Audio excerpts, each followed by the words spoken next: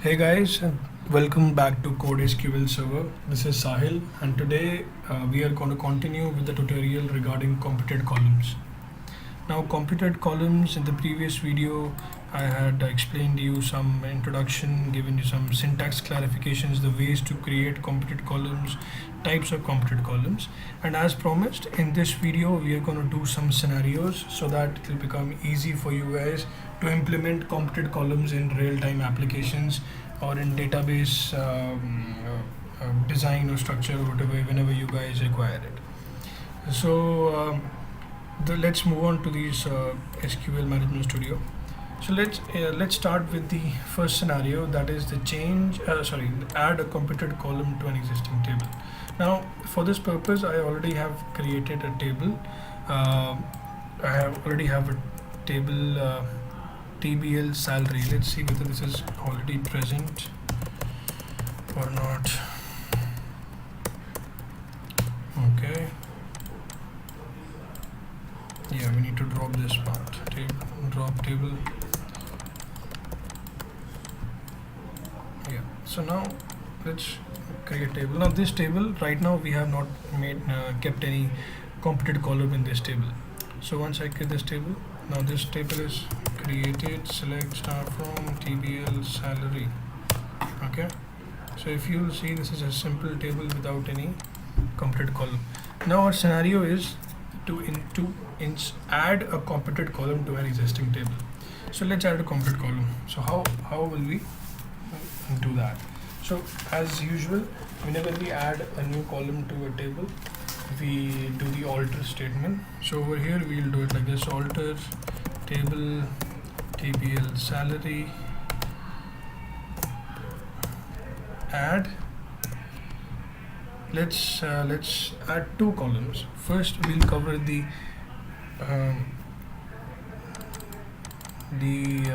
deductions, that is the PF and the tax, and the other parts is the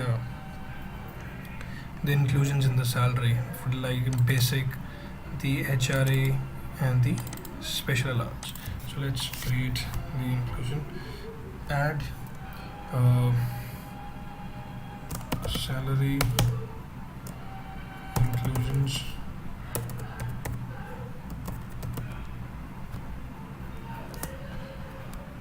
as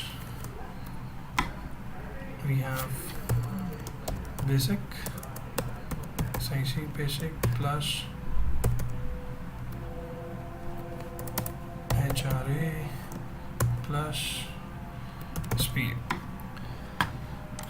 and the other will be alter table TBL salary and add salary deductions as PF plus tax. Let's keep it total. It doesn't matter. So now once we run this, execute. So now if we'll see, we'll again select the same table, we'll get, see now we have salary inclusions and salary deductions computed columns added to it. So now I was about to comment this. So now let's insert the values in this table. Insert into TBL salary. We have basic, we have HRA, we have SPA, PF and tax. Connect values. So let's keep the basic as 1000. This is dummy. HRA is 200, SPA is 150, PF is 100. Let's keep it hypothetical. Tax is 50. So when we insert, correct, inserted, and now we'll select this. See, let me explain you what happened. Now we created the tables initially wherein we had only the simple non-computed columns, After that, we created two completed columns. The first one, which handles the total sum of the inclusions, that is the basic HR in SPA. That means 1200, 150. It should be 1350, correct? And the other one handles the total deduction, that is PF plus tax.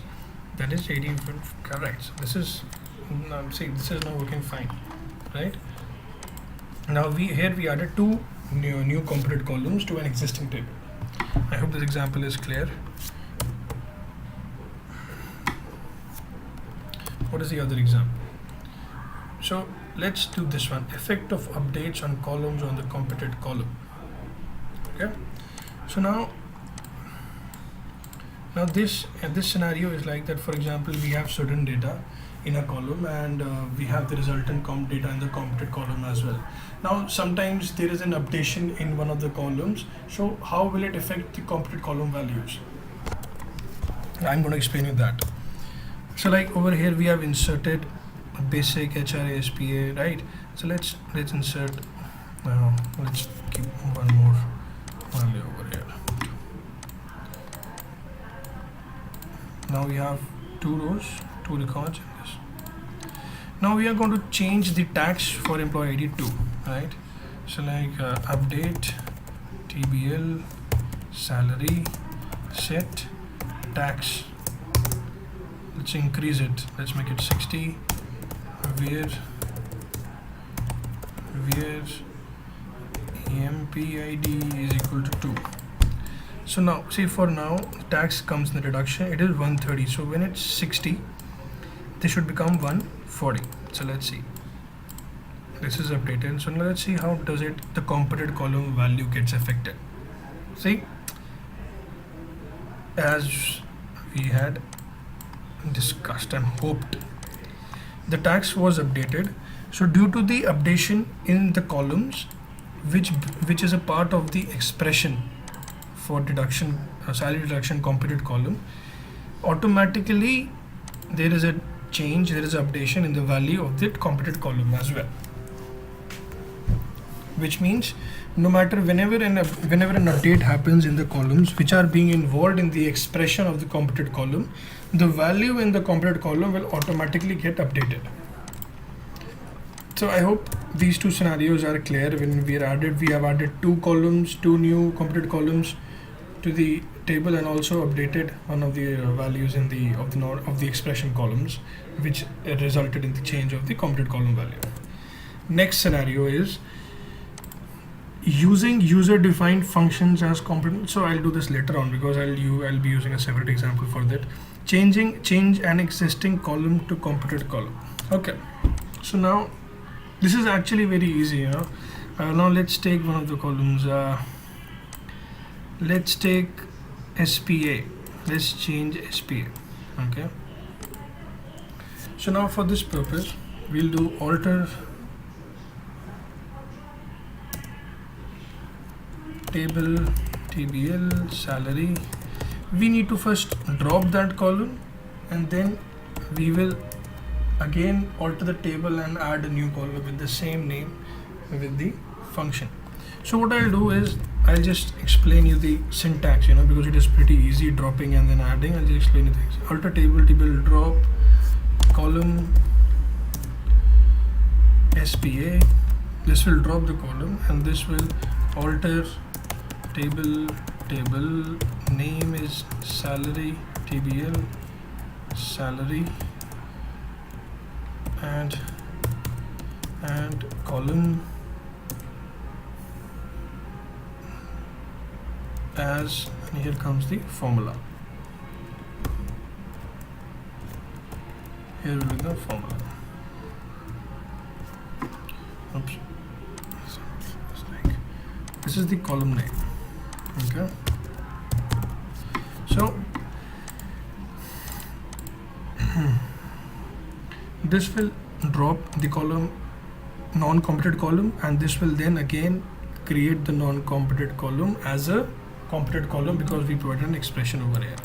I think the syntax will pretty much clear what I'm trying to explain with this scenario, because it is a very easy step. You need to first drop the column and then again create it as a completed column. Using the user-defined functions as completed column. So earlier when we were doing the TBL marks, let's take this. Right now, what all do I have in this? Same from TBL marks. Yes, marks. Later in the previous video, we were using this example. Now, do you see this grade column? So what I did was, this is, let me explain to you this completely. I'll just copy this part over here. Okay, drop table TBL marks. Okay, now this query will, this creates, now what my scenario is that we have to use a user defined function in the computed column. Now I created a user defined function which takes in the parameters, the sum, the maths plus English, the sum of these two parameters, and it takes total sum of the marks, and then it will give you the grade.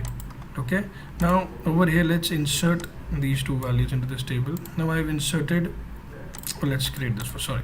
So I'll create this table with the user defined function as the function, as the expression for the computed column.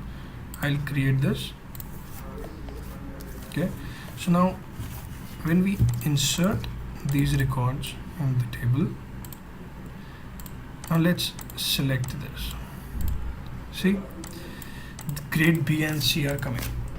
That means for every record, whenever we are inserting values, for every record, the user defined function gets called and it gives the result and saves in the grade column. Now this is a non-persisted column. This is a non-persisted computed column, which means that the table, that the data will be calculated on runtime when we run the select query, which I think I have explained you in the previous video. I think this scenario as well is clear wherein we are using the user defined function. The next scenario is cannot use a computed column, an expression of computed column. Well, I'll explain you this. This is pretty much easy. Now see, we have this table over here. I'll just drop this table. Now sometimes we may think, you know, why the hell are we again putting maths plus English? So why can't I directly put this variable over here, right, like this? This is also a computed column, total marks, and we are passing the computed column as a parameter to the user defined function, which is an expression to the computed column grade. So once we will run this, see what the issue comes. Computed column total marks in table TBL marks 1 is not allowed to be used in another computed column definitions. So I think this error actually explains what I'm trying to tell you, that we cannot use a computed column as a expression to another computed column. Yeah, so I hope that is correct. Also, see, we have, I think I've covered all the scenarios and whatever the scenarios which we can normally use while building stuff, while doing development. Now there is one more thing. Now in temporary tables, we can actually create computed columns in temporary tables as well. Limitations and advantages, I've covered that in over here. Like, we cannot use a subquery for the computed columns that we discussed earlier. We cannot update or insert values in a computed columns. I'll show you an example for this. Like, for example, there's some error come, just ignore that. So I'll just give you an example. See, like in this table TBL salary, we already have records. So now if I try to update the salary inclusion for employee ID 1, let's do that. Let's try that. Update TBL salary, set salary inclusion is equal to 1000, hypothetically, where employee ID is equal to 1. Salary inclusions, let's copy this directly from here. So let's run this. See, the column styling cannot be modified because it is either a computed column or is the result of a union operator, right? This actually did not happen. See, this explains that we cannot directly update or insert a value into the computed column. I'm sorry, I did the updated one. I'm sure you understood that the insert query would also result the same error. So thus we cannot update or insert into a computed column. Computed columns are automatically set to nullable. Now the data type for the computed value, the value for the computed column is directly set to null, because even though we are using not null columns as a part of expressions, no matter what calculations may happen, there can be an option. There can be sometimes when a null can be a value, so they're automatically set to nullable. We need to be careful while doing the data type conversion issues, because sometimes implicitly conversions may happen, but there can be certain times when the conversions are not possible implicitly. We need to explicitly do those data type conversions. And then lastly, we can create computed columns in temporary tables. That is a very similar way of as we did in the create table over here. We can just add an table and an expression along with it for temporary tables. So if we do a slight revision, computed columns are columns which involve expressions involving other columns of the same table. We can use function, constants. We can create them by using a create statement or by the object explorer. Then there are two types of computed columns: persisted columns and non-persisted columns. Persisted columns are mainly which have data stored in the physical database, whereas non-persisted columns are virtual columns which have stored data on the runtime during the execution of the select statement. Then these are certain scenarios. Then we have scenarios, and then some limitations or advantages wherein we cannot use subquery, we cannot update or insert directly in a computed column. Computed columns are automatically set to nullable.